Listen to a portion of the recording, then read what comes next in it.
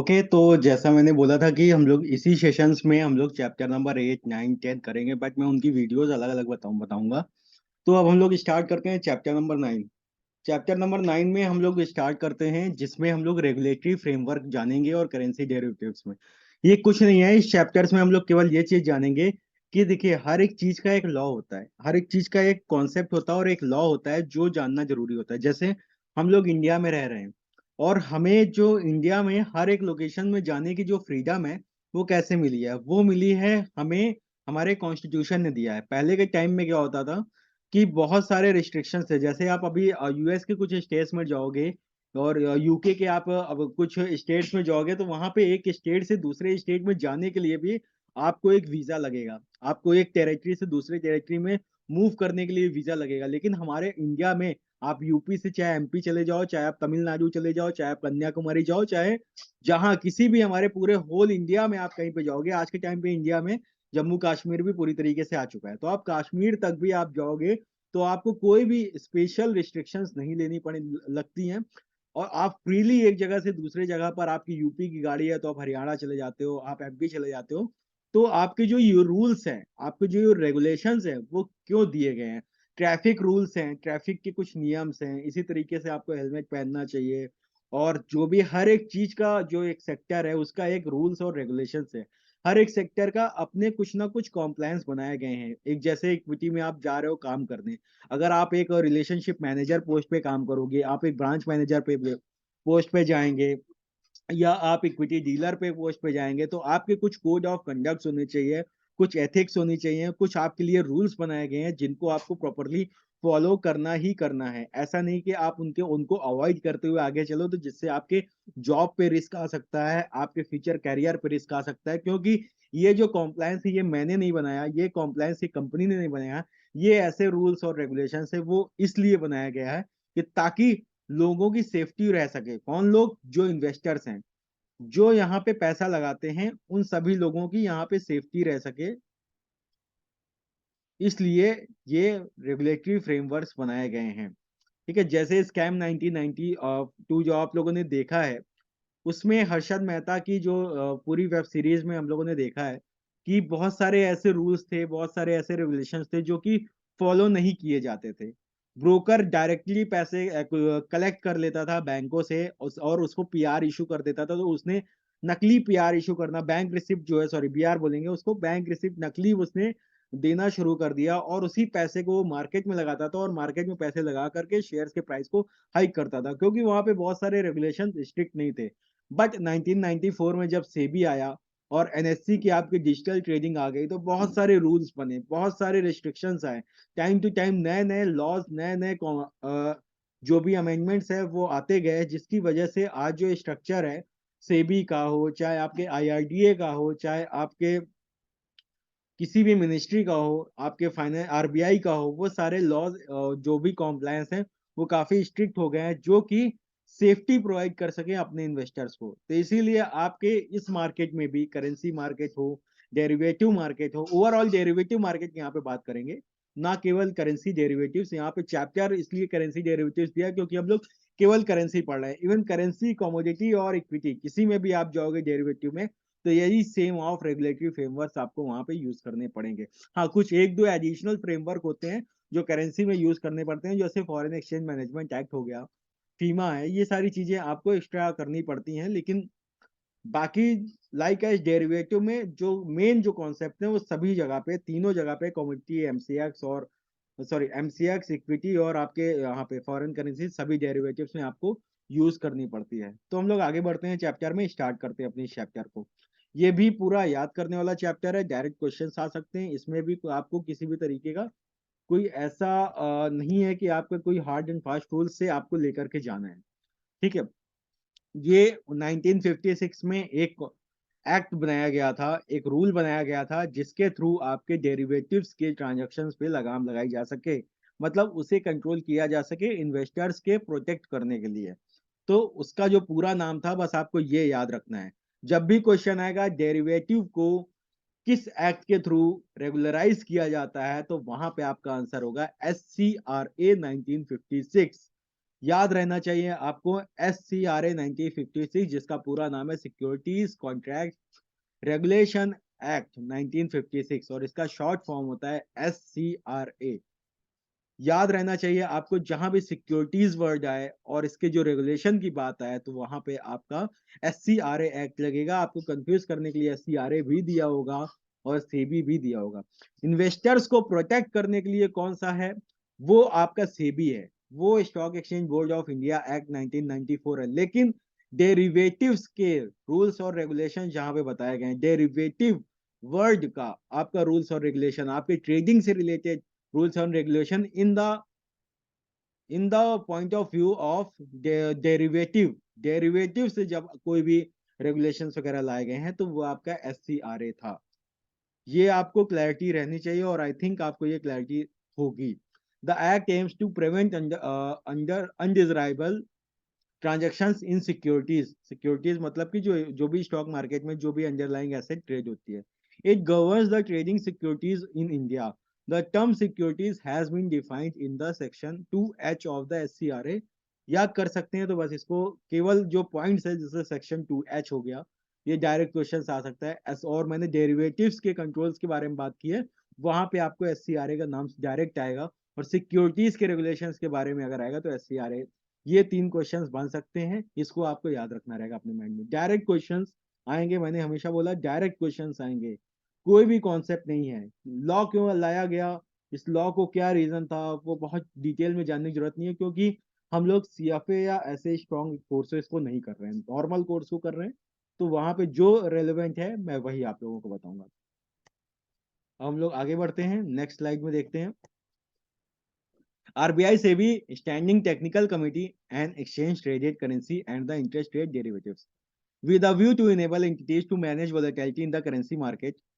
Currency market जहां पे भी बात होगी, क्योंकि करेंसी से रिलेटेड चीजें हैं, वहां पे RBI अपने आप एक्सटेंड करेगा। ठीक है, तो RBI आया तो करेंसी मार्केट की जो वॉलेटिलिटी है बहुत ज्यादा, उसके जो मूवमेंट है उसको मैनेज करने के लिए RBI ने एक कमेटी बनाई थी शायद अप्रैल 2007 में। इश्यूड कॉम्प्रहेंसिव गाइडलाइंस, कुछ अपने अपने गाइडलाइंस उसने इशू किया on the usages of foreign currency forward, swap and options. Forward भी हम लोगों ने देख लिया, स्वैप आप लोगों को याद आ रहा होगा, इंटरेस्ट स्वैप की बात किया था, प्लस प्रिंसिपल स्वैप की बात किया था। और option in the end options in the over the counter market, और जो ओवर द काउंटर मार्केट मतलब फिजिकल मार्केट ऑथराइज डीलर के थ्रू हम जो काम कर रहे हैं, इन सब में उसने कुछ ना कुछ गाइडलाइंस बनाई, कुछ ना कुछ हमारे लिए नियम बनाए RBI ने। कब? 20 अप्रैल 2007। याद रखिएगा इन चीजों को। जो मतलब करेंसी से रिलेटेड जो भी ट्रांजेक्शन हो सकते हैं उसके लिए RBI ने आपके कुछ रेगुलेशंस बनाए, चाहे वो फॉरवर्ड हो, चाहे वो सैप्स हो, चाहे वो ऑप्शंस हो, चाहे वो OTC मार्केट में हो। ठीक। एट द सेम टाइम और उसी समय पे RBI also set up a internal working group. उसने एक इंटरनल वर्किंग ग्रुप भी बनाया to explore the advantage of introducing currency futures, कि इंट्रोड्यूस करा उसने करेंसी फ्यूचर्स को। The report of internal working group of RBI submitted in April 2008, और उसी अप्रैल 2008 मतलब कि 20 अप्रैल 2007 में उसने कमेटी बनाई थी, गाइडलाइंस बनाए थे, और उसके एक साल बाद अप्रैल 2008, क्योंकि अप्रैल में बेसिकली ये देखा जाता है कि हमारा नया फाइनेंशियल ईयर शुरू होता है तो कोई भी इंप्लीमेंटेशन की जाती है, तो इसीलिए अप्रैल का जो डेट होता है वो बेस्ट होता है। तो recommended the introduction of exchange traded currency future, उसने ये रिकमेंड किया कि एक्सचेंज ट्रेडेड करेंसी फ्यूचर को शुरू किया जाना चाहिए, मतलब एक्सचेंज बेस्ड आपका करेंसी फ्यूचर स्टार्ट हो जाना चाहिए अप्रैल 2008 में।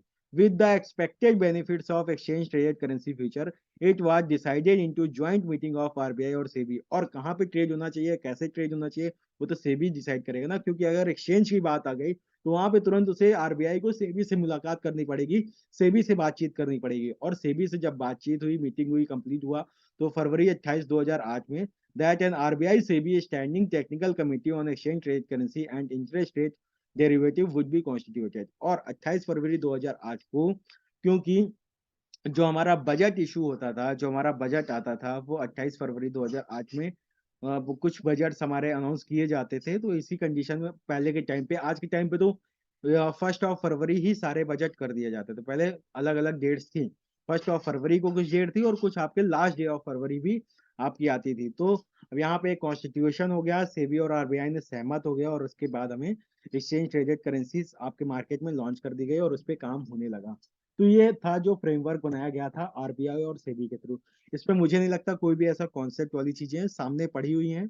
अगर आपको नहीं समझ में आया तो फिर से वीडियो को पीछे जा करके आप देख सकते हो, और आप इसको एक बार अपने माइंड में रीड कर लीजिए पॉज करके, आपको इजिली समझ में आ जाएगा। और इसमें बस डेट्स आपको याद रखनी रहेंगी, और कुछ भी यहाँ पे नहीं है। अब फॉरेन एक्सचेंज मैनेजमेंट एक्ट, देखिए फॉरेन एक्सचेंज मैनेजमेंट एक्ट ये बोलता है, ये एक्ट बहुत बड़ा है, ठीक है, लेकिन इसमें हम लोग आपको नॉर्मली ये बता देता हूँ, मैं आपको नॉर्मली नॉलेज के लिए बता देता हूँ, क्योंकि ये लीगल लैंग्वेज है और इतना आपको माइंड में नहीं रखना है।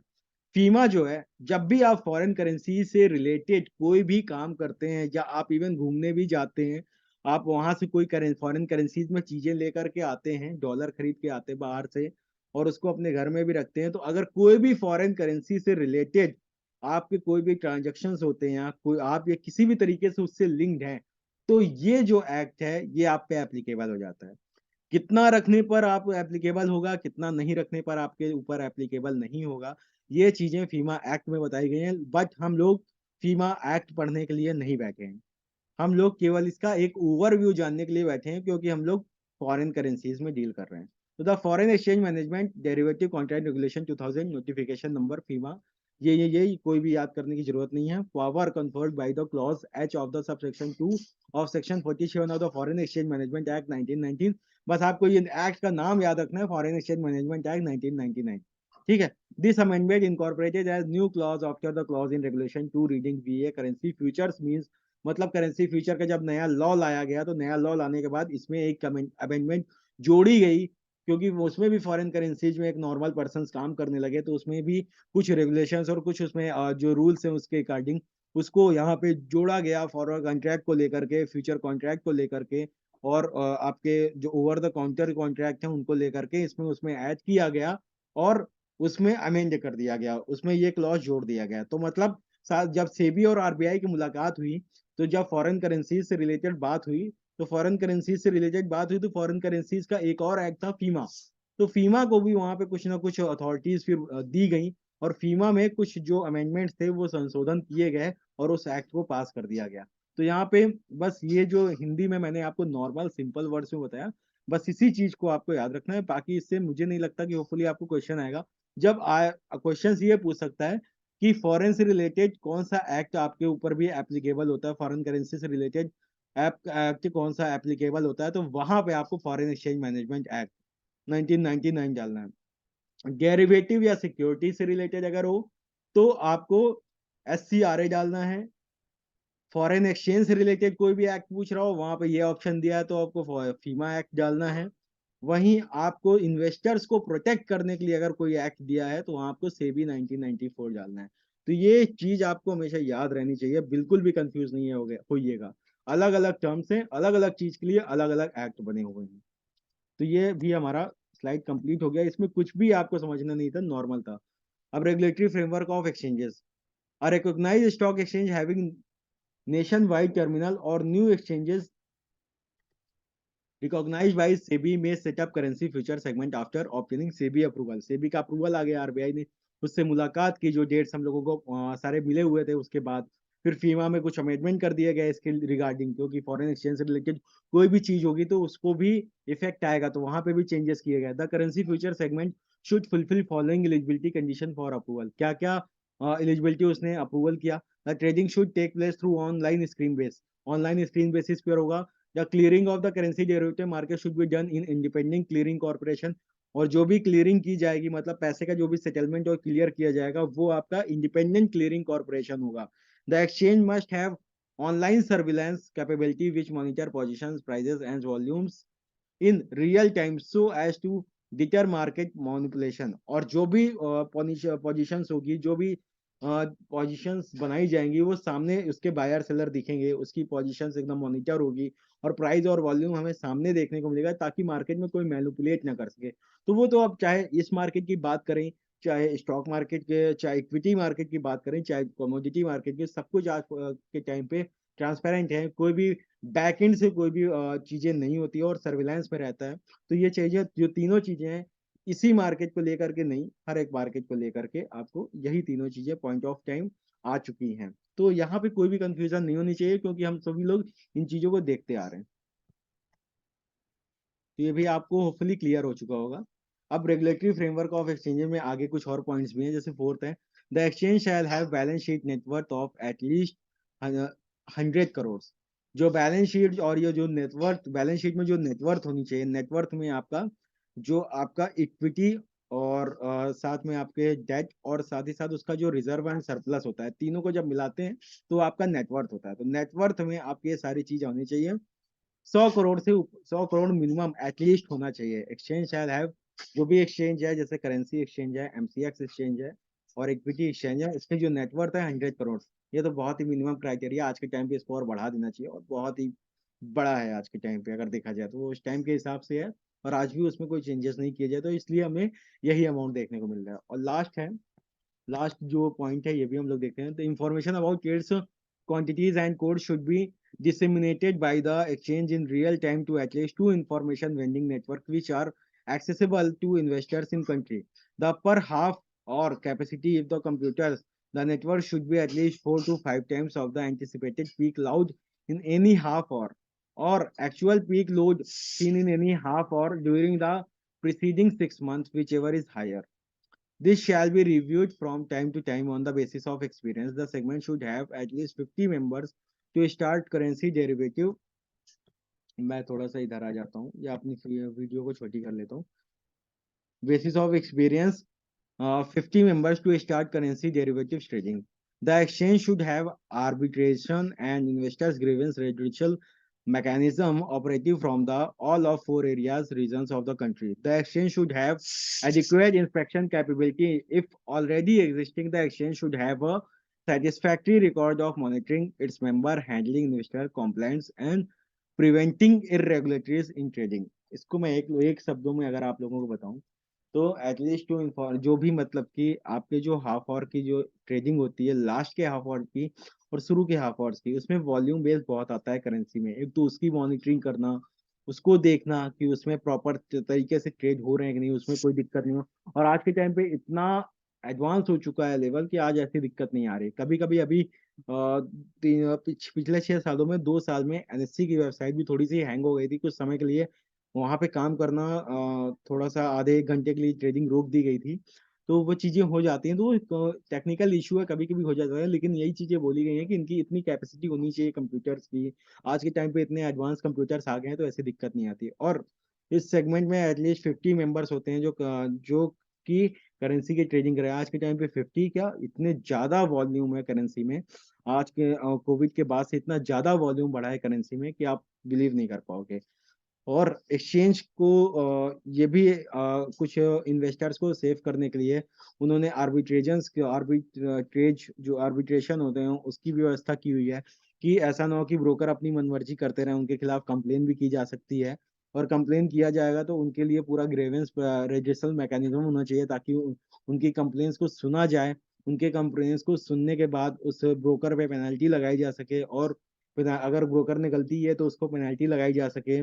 कोई कॉम्प्लायंस फॉलो नहीं किया तो उस पर वो पेनल्टी लगाई जा सके और इन्वेस्टर्स को प्रोटेक्ट किया जा सके। तो इस ऐसे भी सिस्टम जो हैं वो पूरे पूरे बनाए गए हैं। तो वो कौन कौन से सिस्टम्स हैं, मे भी मुझे नेक्स्ट स्लाइड में आप लोगों को देखने को मिलेगा।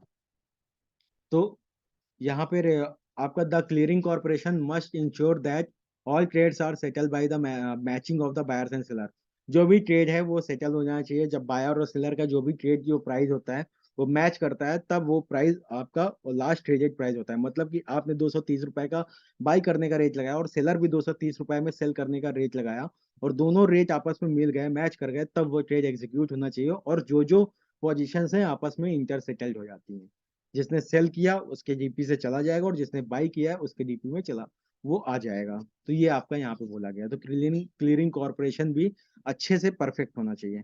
The clearing corporation should enforce the stipulated margin requirement mark to market settlement electronic fund transfer. और जो क्लियरिंग कॉर्पोरेशन है वो इन्फोर्स होना चाहिए इन चीजों में कि स्टॉक मार्जिन रिक्वायरमेंट को तुरंत वो अपडेट कर सके, मार्क टू मार्केट सेटलमेंट कर सके और इलेक्ट्रॉनिक फंड ट्रांसफर तुरंत अगर पेमेंट हो रही है तो उसको मतलब तुरंत अपडेट कर सके। ये सारी चीजें आपको होनी चाहिए और आज के टाइम पे सब बहुत आसान हो चुका है। A separate settlement guarantee fund should be created and maintained for the meeting the obligation arising out the currency future segment. A separate investor protection. एक separate settlement guarantee fund should be created, मतलब कि जैसे कभी-कभी होता है कि margin हम लोग यूज़ करते हैं, तो मार्जिन यूज़ करते हैं तो उसमें एक प्रॉपर गारंटी होनी चाहिए कि अगर वो चीज़ सेटल हो की जाएगी, अगर उसमें कोई भी सेटलमेंट होगा तो इतना पैसा एटलीस्ट दूसरे पार्टी को मिलेगा, मतलब कोई डिफ़ॉल्ट नहीं कर सकता। ये एक तरीके से बोला रहा है, डिफ़ॉल्ट नहीं किया जा सकता। और वो हमें पता ही है कि ज़रा-सा भी अगर कोई भी पोज़ीशंस अप एंड डाउन होती है तो आरएमएस आज के टाइम पे इतना स्ट्रॉन्ग है कि वो इन्वेस्टर को प्रोटेक्ट करके चलता है, तुरंत पोज़ीशंस को काट देता है और आपस में सेटल कर देता है। तो आज के टाइम पे इन चीज़ों को डर लेकर के भी डरने की बिल्कुल भी ज़रूरत नहीं है, क्योंकि ये सारी चीज़ें बहुत स्ट्रॉन्ग हो चुकी है। तो हमने चैप्टर नंबर 8 कंप्लीट कर लिया, चैप्टर नंबर 9 कंप्लीट कर लिया। केवल पढ़ने वाली चीज़ें थी, याद रखने वाली चीज़ें थी और डायरेक्ट क्वेश्चन्स आएगा, कभी-कभी क्वेश्चन्स में all of above the options भी आएँगे, आपको सारी चीज़ें दी होंगी, आप उसको भी टिक कर सकते हो और आराम से पूरे क्वेश्चन्स अटेम्प्ट करिए, बहुत आसान चैप्टर है। और इसमें से कोई भी बहुत ज़्यादा नहीं आएँगे। इन तीनों चैप्टर को मिला करके आपके पास 5 से 6 क्वेश्चन्स आएँगे, जो डायरेक्ट क्वेश्चन्स होंगे और बहुत आसान होंगे, बिल्कुल भी कॉन्सेप्ट बेस्ड क्वेश्चन नहीं है। तो ये चैप्टर भी हमारा कंप्लीट हो गया। 10th चैप्टर अब हमारा फाइनल रहेगा और उसके बाद जो भी क्वेश्चन्स हैं, वो आप स्टार्ट कर सकते हो। और बाकी मैंने सीरियल वाइज़ क्वेश्चन सारे चैप्टर्स को अपलोड कर दिया है और अगर एक बार आपको फिर से कोई क्लैरिफ़िकेशन नहीं हो पा रही है, तो आप फिर से सारे चैप्टर्स को देखिए और अपने कॉन्सेप्ट को जब तक मैंने कॉन्सेप्ट बेस्ड बताया, चैप्टर नंबर 7 तक केवल कॉन्सेप्ट बेस्ड क्वेश्चन है। उसके बाद चैप्टर नंबर 8, 9 और 10 केवल और केवल आपको याद रखने वाले चैप्टर्स हैं, वन शॉट रीडिंग चैप्टर्स हैं। एक बार में बस आपको रीड करना है, बस ऐसे चैप्टर्स हैं और इसमें कुछ भी नहीं है, सिंपल चैप्टर्स हैं। तो ये चैप्टर हमारा कंप्लीट हो गया। अब हम लोग नेक्स्ट चैप्टर्स पे जाते हैं।